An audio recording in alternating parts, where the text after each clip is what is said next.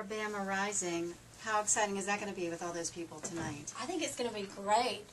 This is so wonderful to be able to do because, I remember when I first heard about, the tornadoes coming through Alabama and got the news and it's devastating. But then to see the pictures and to see the video footage, these people lost everything. I mean, I couldn't imagine what it must feel like, to have everything you've ever worked for your whole life just completely taken away from you, and just scattered about like it was garbage, and I know these people have, they are going through really, really tough times. So the good thing about country music, or one good thing about country music is, just kind of come together and, we got to take care of each other. We got to help these people get back on their feet because you never know when the rug's going to be pulled out from underneath you and you're going to need some help getting back up. So, speaking of that, has it changed for you? I know for me, here in Nashville, it used to be when I would hear like the alerts, the alarms on television or the sirens. You kind of ignore it. Yeah, and since that happened, it's like I really, really pay a lot more attention to it now. I think there's just been so many,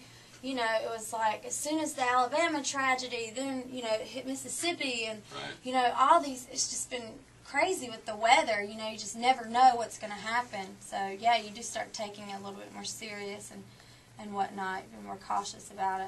Now, how many songs are you going to do tonight? Like, does everyone just get to do, like, one or two, or how does that work? Yeah, I think everyone's doing 2 to 3 songs because there's so many people on the bill, which is great because, this is one concert that you get to come to, and you never know who's going to be there. There's going to be a whole lot of acts, and you're going to like at least one of us, But, yeah, it's good, and it keeps it, it just keeps it going. So. And we should mention that you can text the words Red Cross to 90999, and it's a $10 donation, which is fantastic. Yeah, just take part in that. So it sounds a little bit kind of like the CMA Music Fest, where you've got all these different artists. Yeah, it's very similar to that. So the next question would be, you survived. You made it through last I'm week. alive. Oh, my gosh. Are you wiped out like we are? Yeah, I, this year was a lot easier, of course, than, the past few years. We've done stadium shows, and I've always done, co-hosting things and whatnot.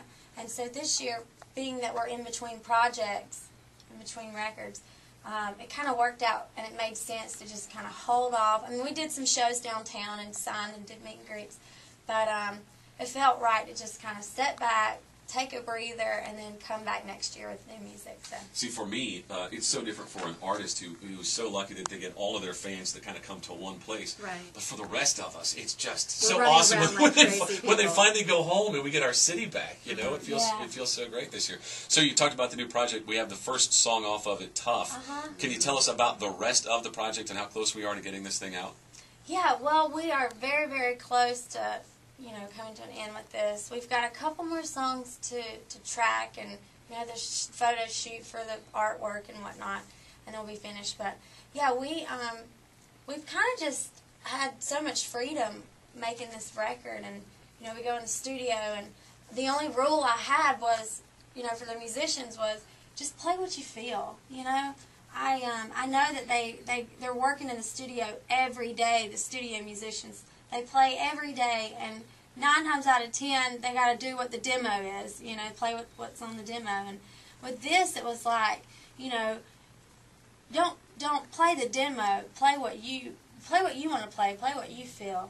I'm not going to tell you how to play steel guitar, and I don't play steel guitar, and I ain't going to tell you how to play steel guitar. So, yeah, we've got a lot of steel, we've got a lot of fiddle and banjo, and we got some spoons. We got all kinds of. I told it's going to be a really good country project. Well, I told Luke Wooten and Frank Liddell are producing and engineering this project, and I just told him I want to make some dirty country music. I grew up in a tiny little town in North Carolina, and my grandparents listened to very traditional country music, and I mean that's what I grew up on because they had such a huge part in raising me, and the first women that I ever heard in country music was Dolly, Tammy, Loretta.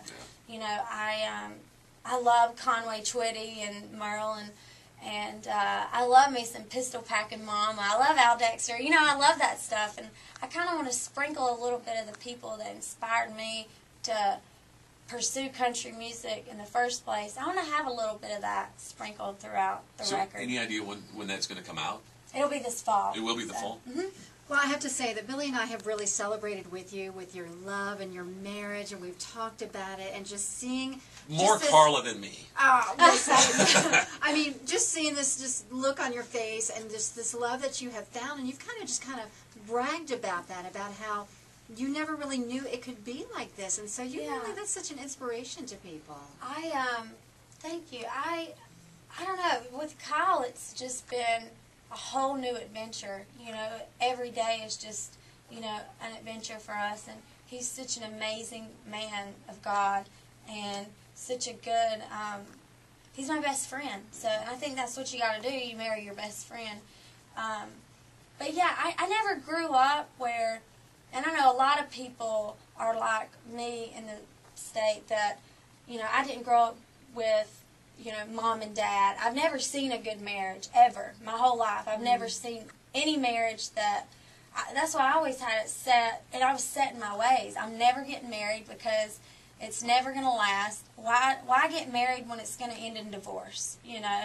And I just had such a negative, honestly, I had such a negative outlook on marriage and relationships. And, you know, I know we've all been burned in relationships, and I just felt like, you know, I was at the point to where I truly believed I was just going to be single for the rest of my life. I thought, I'm just going to bury myself in work. Sure. I'm going to live on this bus, and I'm just going to tour, and I'm going to just live country music. That's it, you know.